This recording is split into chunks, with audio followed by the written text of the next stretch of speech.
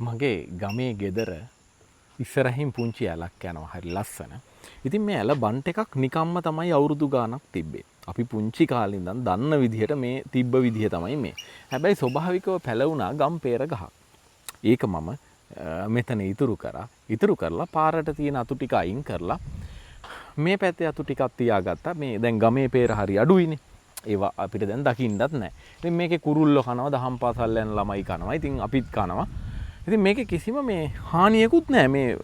මේක වවලා තියෙන්නේ මේ ඇලබන්ට් එකේ නිකම්ම පැලවෙච්ච දේ. මේ අයිනේ තමයි තියෙන්නේ. ඉතින් මේක දිහා බලපු මට හිතුණා ඇයි මෙච්චර ප්‍රමාණයක් මේ අපේ ගේ ඉස්සරහ තියෙන හිස් ඉඩම් ප්‍රමාණය. වතුර ප්‍රශ්නිකුත් නැහැ. මේ ඇලේ වතුර හැමදාම යනවා. එතකොට මේකෙන් වැඩක් ගන්න පුළුවන්ද කියලා. පුංචි කාලේ අපි කාපු ඇඹිල්ල නැත්තම් මේකට දැන් කියන්නේ බෙරි කියලා. උද මල් බෙරි කියයි. එහෙම එක වර්ග තියෙනවා.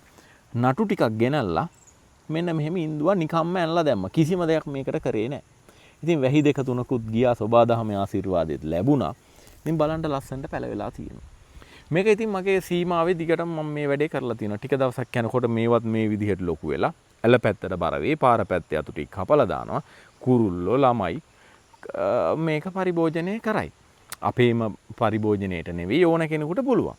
ඉතින් මේ විදිහට ජම්බු peer ඕන තරම් ඒ ප්‍රදේශ අනුව මොන තරම් පළතුරු ප්‍රමාණයක් ගමක් ගත්තාම වගා කරන්න පුළුවන්ද හිතුවොත් හිතන්න විතරයි ඕනේ අලුතෙන් සත පහක වියදමක් මේ වැඩේට මට ගියේ නෑ.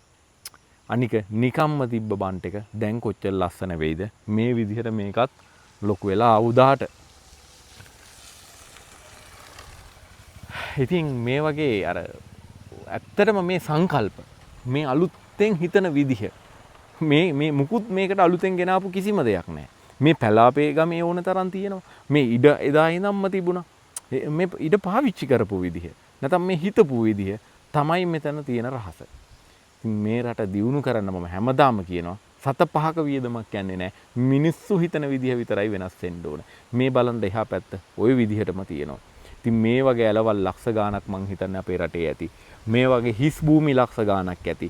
ඉතින් මෙතෙන්ට ගැලපෙන දෙයක් Tamange ගේ ඉස්සරහට ගැලපෙන දෙයක් තෝරලා ඉඳලා දාන්න මේ ගමට පිටින් මිනිස්සෙක් ආවොත් ඇත්තටම පාරවල් දිගේ තියෙන දේවල් කාලා වුණත් සතියක් ජීවත් වෙන්න පුළුවන්.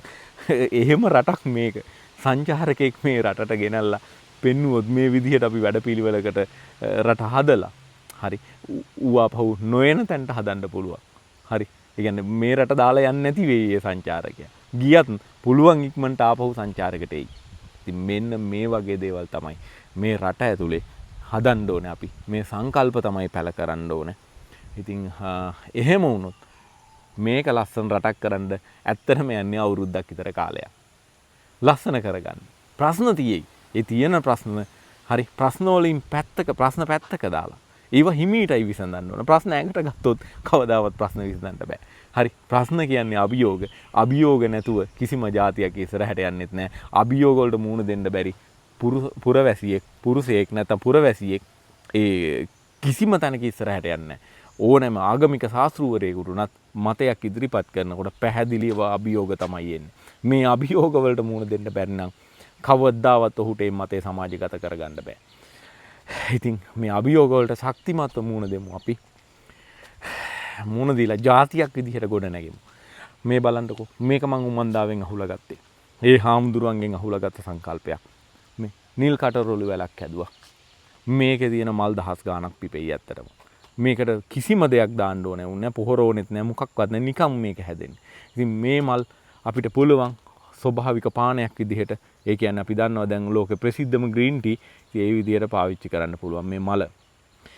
ඉතින් නිරෝගී වෙන්නේ අපේ ජාතිය. එතකොට මේක අපිට වෙන ලෝකෙට අනිත් මිනිස්සුන්ට ඒ හැම රටකම ඉන්න මිනිස්සු අපි වගේ මිනිස්සු ඉන්නේ හැමෝම කැමති නිරෝගීව ඉන්න. ඉතින් මේව අපනයනය කරලා යම් මුදලක් අපිට රට ඇතුළට ගේන්න පුළුවන්. ඉතින් මේවට නම් සාමාන්‍ය මිනිහෙකුට ඇත්තටම කරන්න බෑ මේ වැඩේ. හැබැයි පුළුවන් තමන්ගේ ගෙදර වවලා තමන්ට පාවිච්චි කරගන්න පුළුවන්. ඒකට කිසිම මේ අනුග්‍රහයක් ඕනේ නැහැ. හරි. අන්න එහෙම අපි කරනකොට මේවා පිළිබඳව අවධානය රටේ ඉහළ බලධාරීන්ට අනිවාර්යයෙන් යොමු වෙනවා. ව්‍යාපාරිකයන්ගේ ඇස ගැටෙනවා. ඒගොල්ලෝ ඉතුරු වැඩේ කරයි. අපිට පුළුවන් වැඩේ තමයි අපි කරන්න ඕනේ. බැරි වැඩ හිතලා වැඩක් නැහැ. පුළුවන් දේ කරාට පස්සේ ඉතුරු ටික ස්වභාවිකවම සිද්ධ වෙනවා. හරි. ඒකට සෝබාදාමේ ආශිර්වාදයත් අපිට ලැබෙනවා.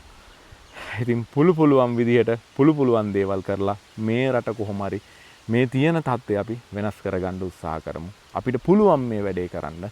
සාමූහිකව එකතු වීමක් තමයි අවශ්‍ය. එක හඬකට, එක මිටකට එකතු වීමක් තමයි අවශ්‍ය.